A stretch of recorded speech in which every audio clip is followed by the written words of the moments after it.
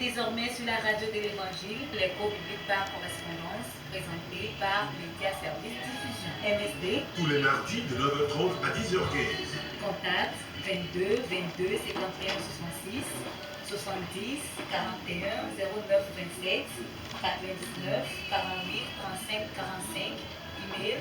msdlomé2008@gmail.com. BP 60 254 B Lomé Togo.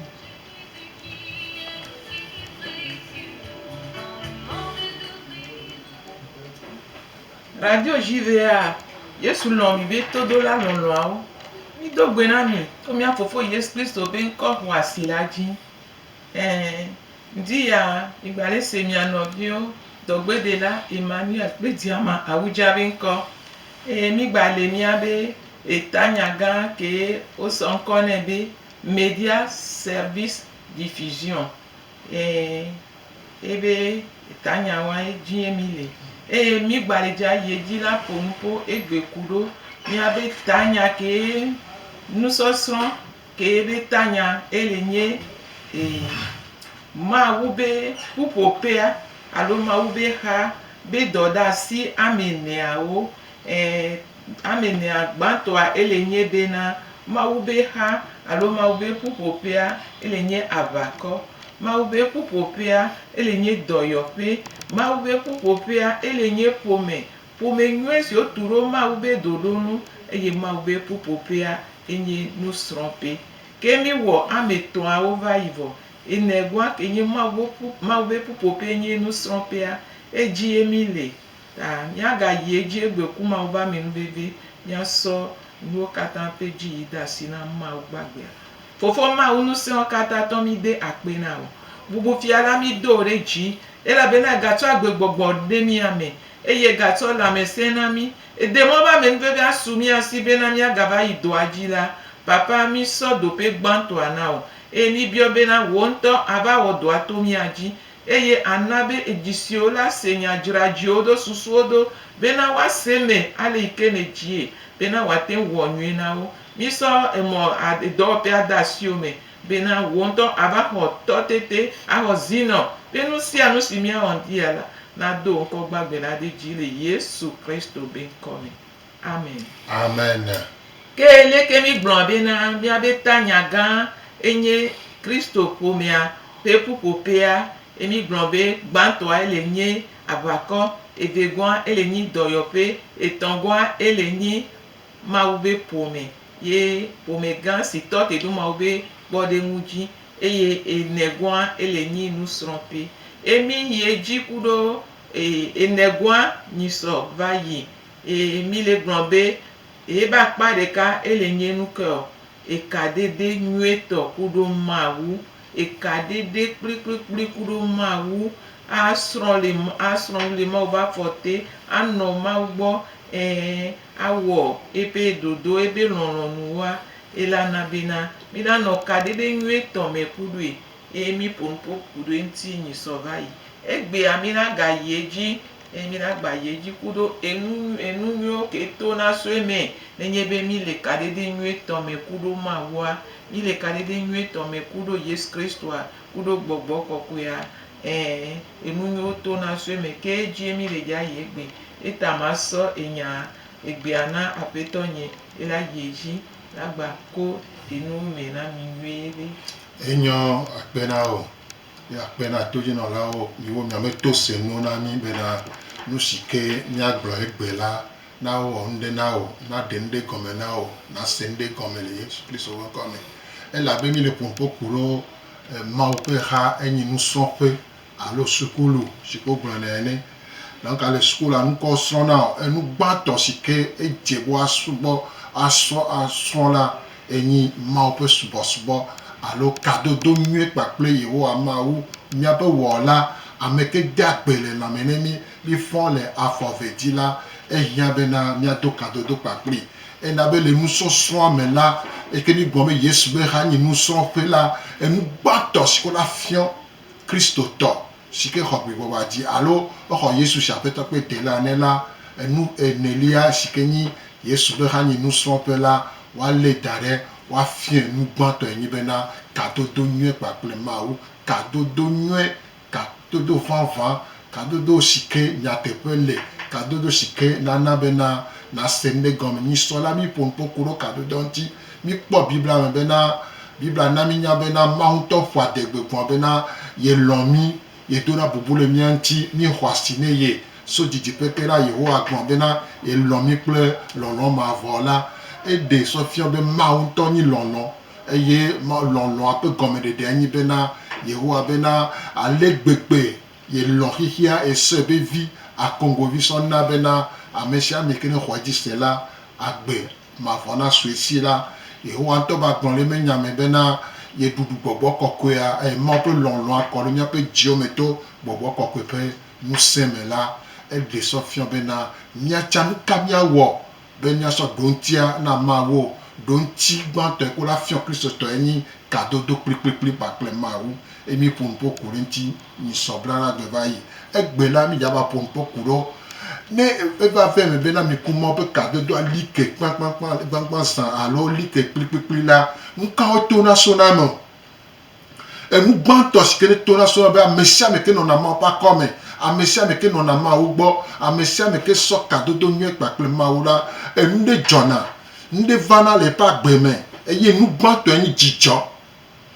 Mawu ƒe dzidzɔ gena dzena amea ƒe agbe me.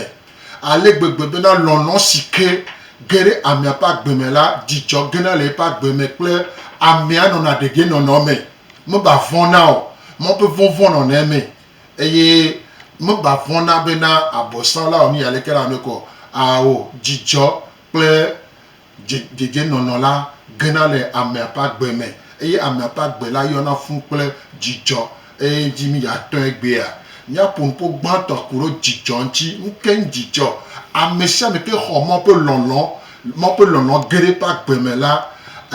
ewɔna numetoto dzidzɔ ƒe numetoto sesẽ aɖe si ke nyi kadodo nyuie kpakple Mawu. Dzidzɔ sia la menyi seselelãme nyi bena mi ɖu nu, mi nu aha, mi kpɔ dzidzɔ, woƒo ʋu, mi ɖu woe kpɔ dzidzɔ. Awo, dzidzɔ ya nyi Mawu ŋutɔ ƒe de. Dzidzɔ ya ŋutɔ nyi Mawu ƒe de. Eba nyi Mawu ƒe gɔmeɖokpe si ke Mawu ɖo ɖe mía me. Ame sia ame ke do kadodo kpakple nyuie ɖe la, gɔmeɖokpe, dzidzɔ ƒe gɔmeɖokpe la gena dzena eme. Ezena le amea ƒe ŋkume, ezena le amea ƒe agbe me. Ŋɖe kpekpe te nɔ dzɔ, ŋɖe kpekpe te nɔ dzɔ. Dzidzɔ sia la kɔme nyi Mawu ƒe de ye ge ɖe amea me la, amea mba vɔ̃na o, amea nɔna dzidzɔ me. Ekpɔ nuɖuo, mekpɔ nuɖuo, eɖu nu alo meɖu nu o, mewɔ nuɖeke o. Dzidzɔ ɖe nɔna eme ke be womate sɔ gaƒle o. Eŋuti ta míakpɔ enya ɖe le Biblia me. Salomo ƒe tawoe ade kpukpui wuiɖeka. Salomo tawoe ade kpukpui wuiɖeka gblɔ bena ana manya agbemɔ la, dzidzɔ bɔ ɖe ŋkuwò me eye vivisese le wo nuɖusi me tegbee. Ana manya agbemɔ la, dzidzɔ bɔ ɖe ŋkuwò me eye vivisese le wo nuɖusi me tegbee.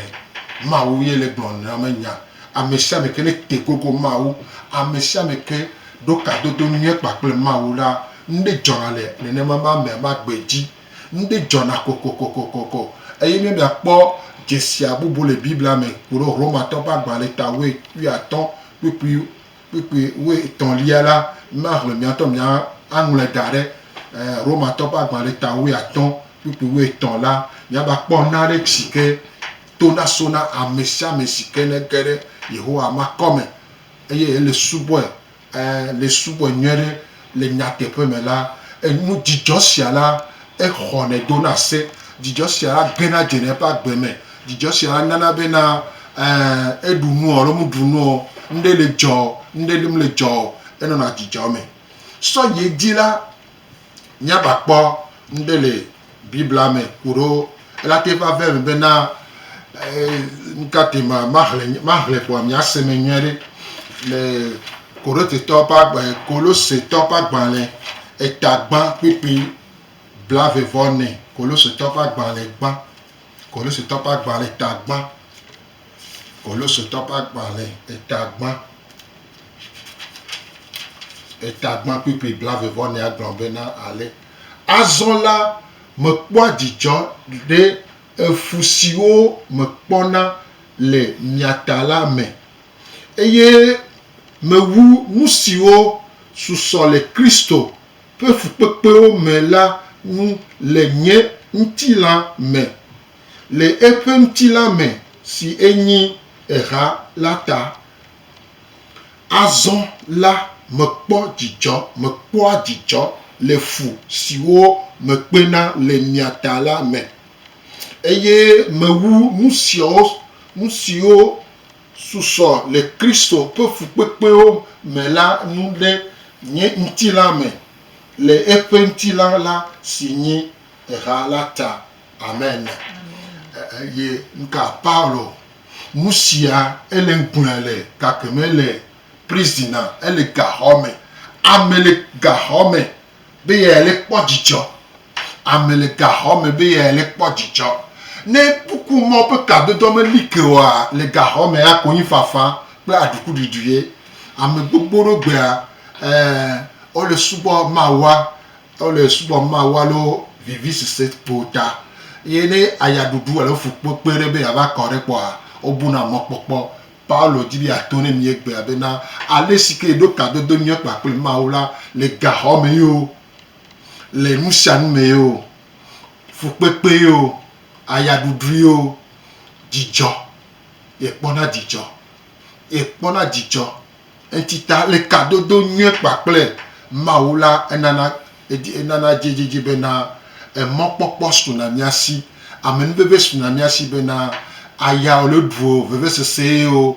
nanya bena Yesu si ke xɔsi aƒetɔ ƒe dela ne la Yesu kpe fu le wotsã ta o eku etrɔ fɔ entita ke woxɔe la yoɖo kadodo nyuie kpakple Mawu la vɔvɔm ba ɖo dzidzɔ ne nɔ wo me tegbe misɔ ye dzi la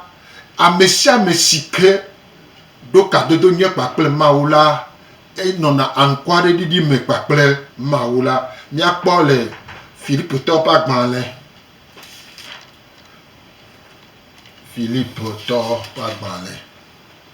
Filipitɔwo ƒe agbalẽ eta etɔ̃ kpekpegba Filipitɔwo ƒe agbalẽ eta etɔ̃ kpekpegba gblɔ be mlɔeba la nɔvinyewo edzi nadzɔ mi le aƒetɔ la me nye la medi bena maŋlɔ nu mawo ke ɖe aɖo ɖe miwo ke miawo la ena kaka ɖe dzi mi mlɔeba la nɔvinyewo dzi nadzɔ mi le aƒetɔ la me nye la medi bena maŋlɔ nu mawo ke aɖo mi o ke miawo la ena kaka ɖe dzi mi. Amen. Nu sia tsã la Filipitɔ ƒe agbalẽ la prisina ele gaxɔ me eye eŋlɔ nu sia lo la eŋlɔ nu sia lo la hawo bena yele kpɔ dzidzɔ le aƒetɔ la me ye ŋlɔ nu sia lo la mi bena ale si ke le gaxɔ me tsã la yele kpɔ dzidzɔ eye sia la na mi be kaka ɖe dzi ne su miasi. Ne mi yi Biblia me la miakpɔ de dosido bena nubabla xoxoa kple nubabla yeyea me la woƒo ŋuƒoku ɖe dzidzɔ ŋuti eye wote gbe le dzi bena Mawu ƒe vi ame si ke xɔ gbigbɔba dzi ame si ke xɔ Kristo eye ɖo kadodo nyuie kpakple Mawu la dzidzɔ la si ke ne le me la ezu atike alo gbedanu ame si ke kpɔna dzidzɔ ame ke nɔna dzidzɔ me la kulo nukukuwo me le dɔyɔyɔ ƒe nukukuwo me la ame si ke nɔna dzidzɔ me gasiaga me la melena dɔléle medona ƒo nɛ o elabena dzidzɔ la si ke nyi Mawu ƒe ŋusẽ enyi Mawu ƒe de la esi ke ge ɖe amea ƒe agbe me la enɔna lãmesẽ me miakpɔ enu siawo le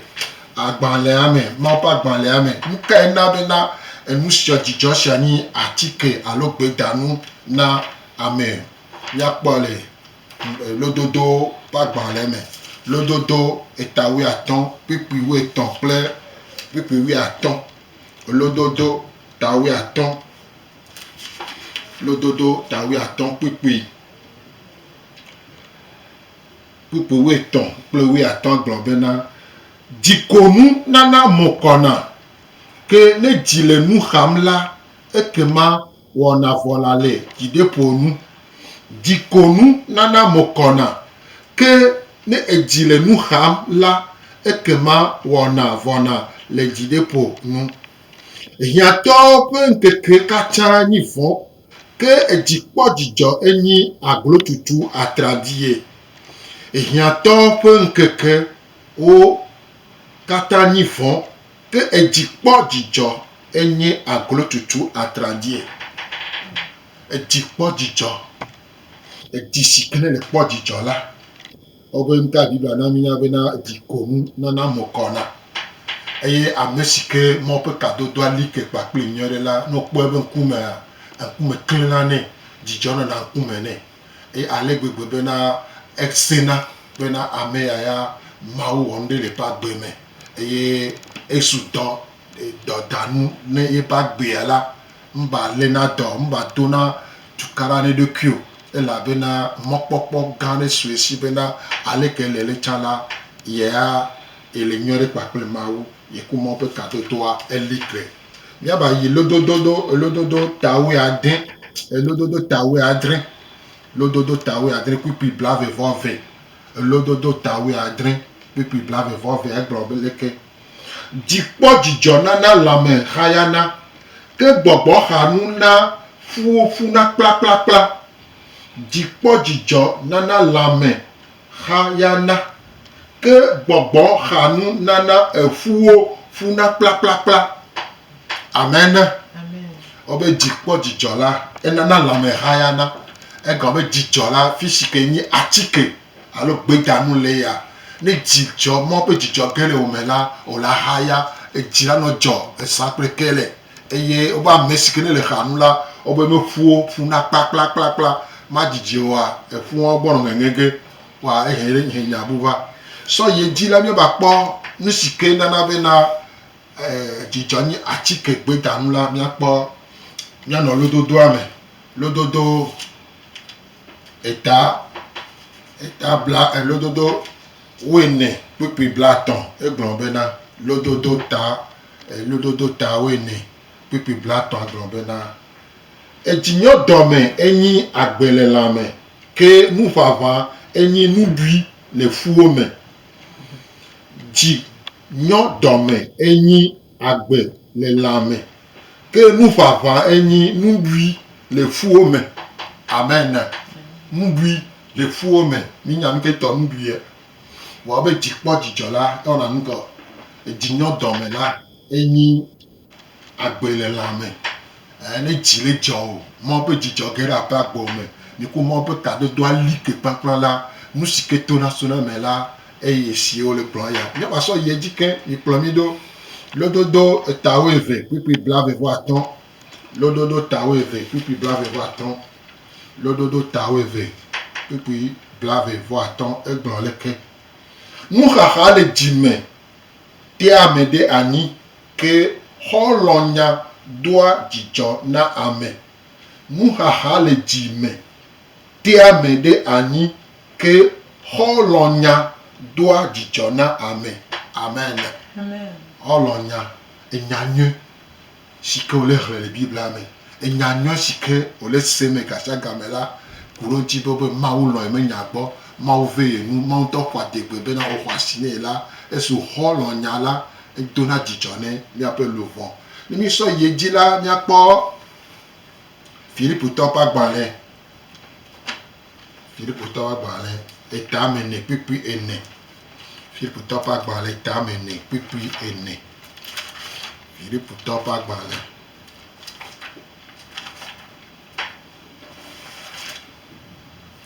eta ame ene kpikpi enelia gblɔ bena dzi nadzɔ mi le aƒetɔ la me ɖaa si megale gblɔ na mi bena dzi nadzɔ mi le aƒetɔ la me ɖaa si megale egblɔ na wo be dzi nadzɔ mi ezu ese ezu dodasi ne amesia mesike ne le Kristo me la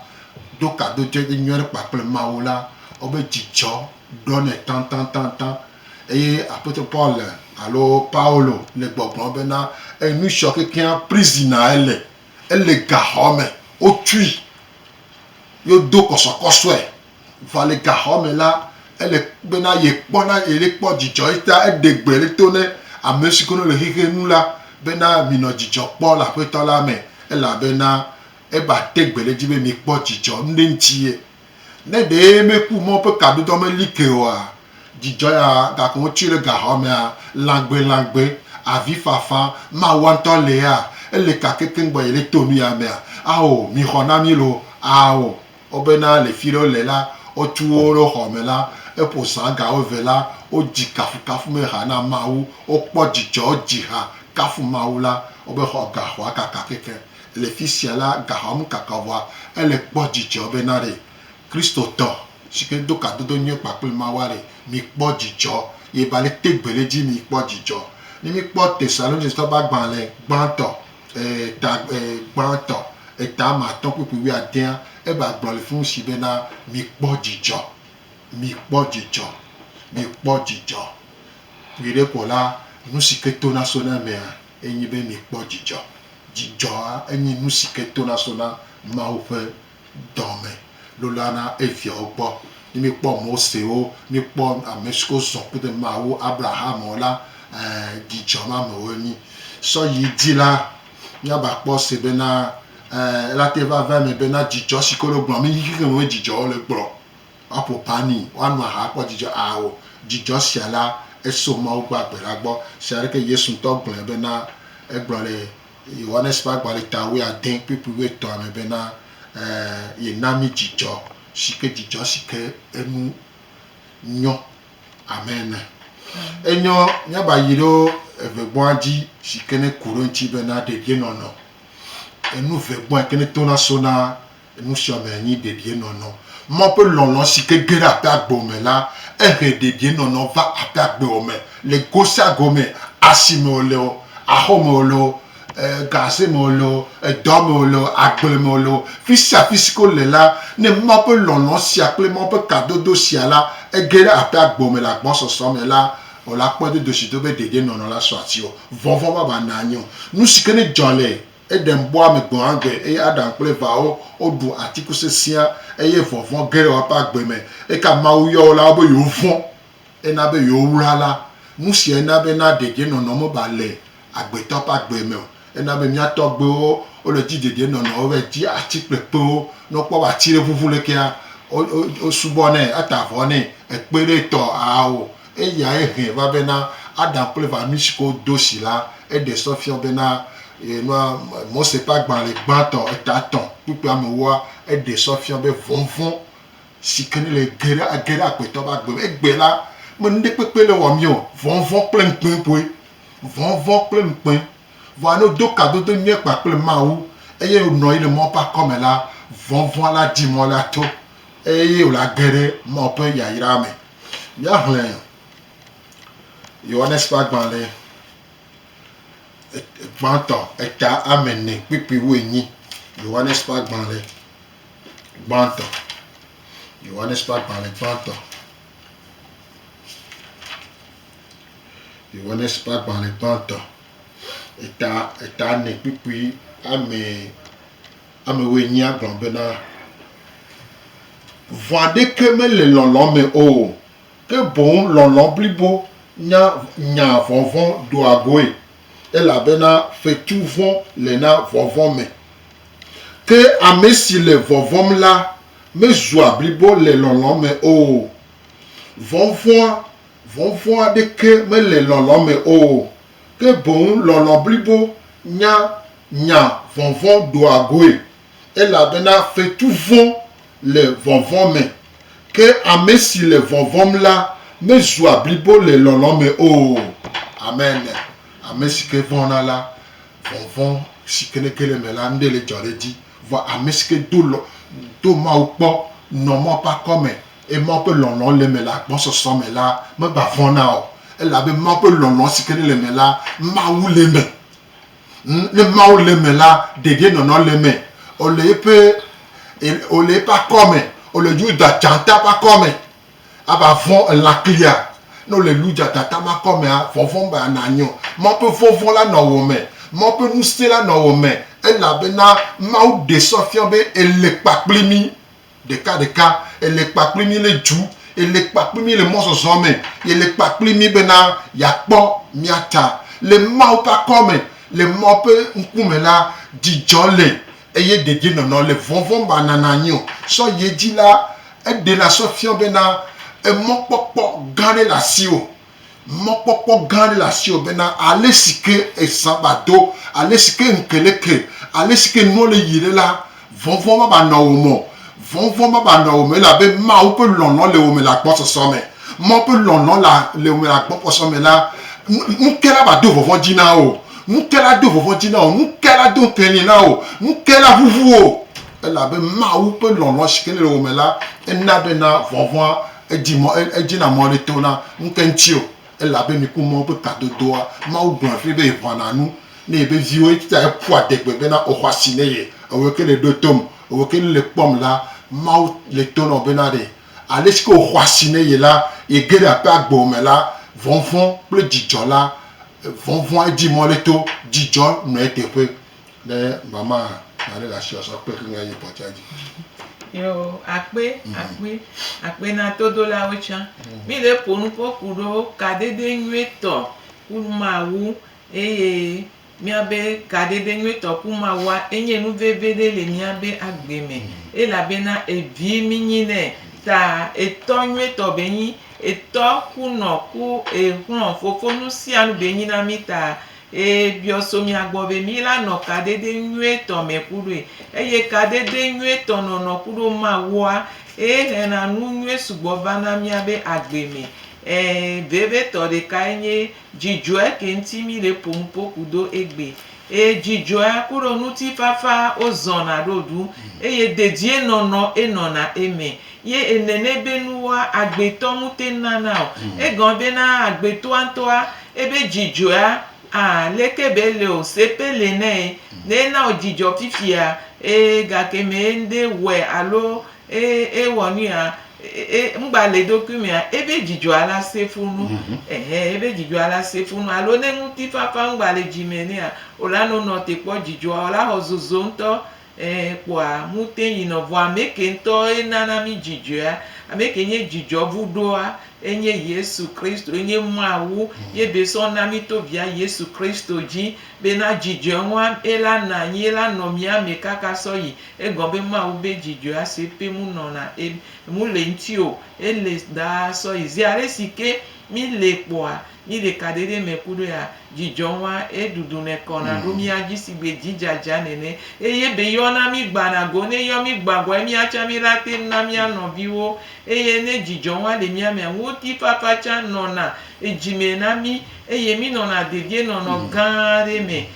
na na be na mi o ya mi apagbe eto na vo gake ma mo le na le la fide yo le bebe se mi alo o so be mo popo vodo yewa o se be mo popo vona wa mi o ya mi nya be mo popo le mi asi mi nya be mo popo le mi asi egon me be na inyabe amekele nami jijo amekele nami nguti papa amekele nami dedie nono amekele nami dontia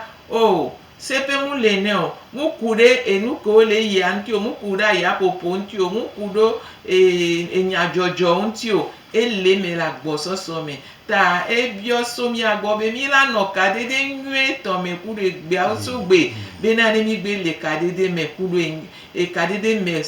bi ku to be kadede nwe kadede pepa me a mi oya mi la no jijo me mi oya mi la no nti papa me mi oya mi la no deje no gare me eye mo popo la yin mi atogbe si agbe mu kanu ke wele jo afide na mo le na ria we ola nye jirepo na ola no jirepo gbe na jirepo la si o be na etowa wokudo elemeo elapa oji elekudo ye ocha ola tenye yaira gede na amesugbo ta nuti ma kadede nyue tonono me kudo ma wa ehiana Kristo tori pepe enhiana Kristo tori pepe sigbeleke de ebino lebe vida tajia de bia le pona jijo ale gbegbe be na nya be ile dedie nono me nene mi acha mi nye na ma we wa vie mi nye ne mi le alo me ne mi la taji neta mi dola na be na jijo popo wa ela no mi ame la gboso so me eye mi la te no na mi anono cha fi pe ke mi la toa nya be jijo wa ela koda me deji ela yira me decha mi manye ameke oe ebuna mo popo ele sigbe mi bu rezo wa awo mi ma no bu rezo mi ano kadede me klikpa kudu mi ape ma wa be na ngbedodo ya opata na sumi asi agbeto mu na na jijo ega mu na na onu de pepe mu na na egon be na sigbe enu no amesia ne evoari fike jijo wale nega mu le gbe ari fike jijo wale voa ma ube jijo ya ele na mi da ye mi atobe yin mia evio tobenyi entia mia omidola no jijo me gasia game muka fike mi le muka nukele jo muka enuke me mi le to jijo wala yo mi gbagbo ye mi acha mi late no gbon jijo yana me mi late no so yira mi anono mi late no ku jijo kodo mi anovi oji enye nvevere te amere pepe mi ma demo be na amere le tinya pe jijo alo mi abe muti fafa egombe egamu plene o sika kuklo salon plene ma de ka pe na neta mi la le bene nuke ma na mi po o na nko o le na bene gogogogo be na de pepe ma te fi jijo le mi ame o jijoa ele bebere ta ni mi ano jijo me gasia game ya be kadide ku ma wa ela no do ye ndisi andi sigbeleke keke odo na ye a neni mi ape jijo acha na no do ye won neni mi ape ntifa acha na no do ye won neni mi ape mo popo acha na no do ye won eye le to won mi le di mawo mi adi ewo mi be na mi adi ewo mi be na mi ano sigbe ye to enyi ma o be de bevere ke la no mi asi na me de po mi a jesi la no mi anti na me de po mi a lanya ameko minye ameko be vi minye ela te gogo mi ela bios ebe o no minye nkele jo emi la to nebe jijonya eso ma wo me amen enyo iya swa pe na ya hun ka ne toji no la o ne nyale la si o la bio alo ojira sonde so pe kuro ka to nye pa pe ma wo la ka ele hu ate yo mi le 93 04 38 93 04 38 38 blasi de ke voton nande ke ene blaton voni blasi de ke voton nande ke ene blaton voni a seigneur men kole radio JVA mi le toji mi hon kanemi so ye di la amesia mesike do kado do nye pa ple mawu amesia mesike nonamo pa come eye subo na mawu le kado do nye to me la ame le si porenu si be ame onu ahavivi no nu ahavivia sikobati me nkantio va ahavivia esi enyi va modo sitepro nene mai amesia mesike dona hapa kle maula ele si be enu ahavivi amesia mekene trojime ho yesu si apeto pe de la nela mle 200 le ele si enu ahavivi ene voix va me bena ale sike mi ku mo pe kado doa elikela ela no allo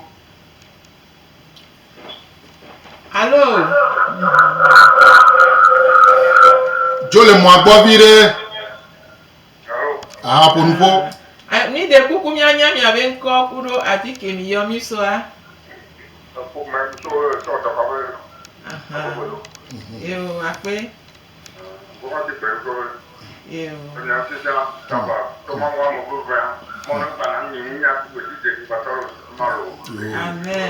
Amen. Yes. Là il soit Mekayo. Ah. Akpe na ma o yira gbogbo re lo. Eyan mi so le ye jibe na amesem ke ho Yesu si apeto pe de la ne la ele sibe enu ahavivi ene eye ahavivi ke enu la sika ba no ti ena ba mesia me kene le mo pa come le subo mawo ale ske jela ejiji dia eti ne sheshiene gasia gamalo no di mo ponkume gasia gamalo no mo ponkume menyi be ne ba do azanvoye la pu be itoji apu be fio ao gasia gamesike mi ku mo pe kadada likela ala no ti o sheshiene ele je par exemple pour nous ta flache de la boutique bedo bena elle a bena ne shikoli tiamela au somondi yo bon la homela car me va venir me bena amesko le poku tok pour nyo dit maté do gbena o no musivoa et la va venir bena la bonni de ken boy boy amani na bena na tok bi ono amejrovana o mo do na gbeje de ka onane sienna nene ma pe mawa siko do kado do plik la elle a fait bena la mo tchche sikone ne va be ma pe mu le tchche sikone wa mi ku mo kado doa jesia de sofia be kado do mi le ku ma o do mo ne ma ni mi po mata ku do maria la o be maria va no nka yesu pa forte laisser agbenya la di joleme nene mama mesia me kene te gogo mawu do kado do nyo pa pe mawu la di joyce kene le me ale sibo onwa vivi e ya vivi a tro le yo be na nko anusi ne me musi o mavo mbiara didi se be na a vivi a shieni vo mo sibo gbo be mu doli site pe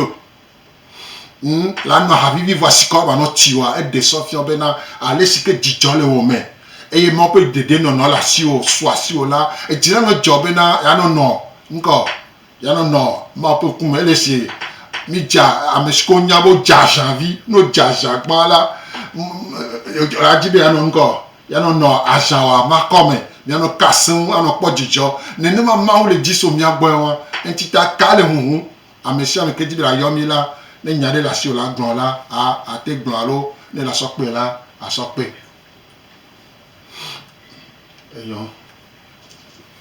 Enyo mi le ponu ko kudo mi ave kade de klikpan kudo mawu ye emesonu leke be wona nwe na mi jijo ke yona mi ame muti papa ke yona mi ame mopopo ke tsunami asi dede nono ke me mi nona nenye be amole obu mopopo afunu emi oya mi ape mopopo de na bribo won afi ke amole kanu le ne mi ami ba do funu mi la nye don tinwe tona o kudo mi ape enyawo mi ape agbenono kudo mi ape ame bribo ame nyenye bribo ta ehia bribo na Kristo to kata egbe amo sona egaola yikaka tepe didide o dona bioncha nous les dieux muti papa pour les di jijo pour les di voa mia o ya ma o sonami balode lonota lono ke be donami ta evi ke minye na ta leke be so e premi kodo asi e premi kodo e so enu gan enu kwasi so premi ta e jibe na mia di eme ka dede ane no mia me ne yebe jijo ane ba no sumi asi ne ba no do yebe lonlo ane ba sumi asi ye mi oya mia no dedie no be na mia tovo e ya nya menu bebe ngbe ke be donami ta ewo ke ole do tomi egbebe nkekea amedo le ajijo mte no na wape agbeme o no bio wanto mu se gome o va ma ugbo do ka dede nwe to kudo ma u jagbagba be na de anno fofo ba fotela eye ola ko jijo won ola ko doyoyo ola ko katutu mopopo la gede me o agbewo ala tro dame bubu ala tro e gombe na dontia enye ma u no le ba come na donti na donti ta mile hunka mile toji 93 04 38 38 93 04 38 38 blashi de ke voton nane ke ene blaton voni blashi de ke voton nane ke ene blaton voni mi qui vit sur avec le bakotol mi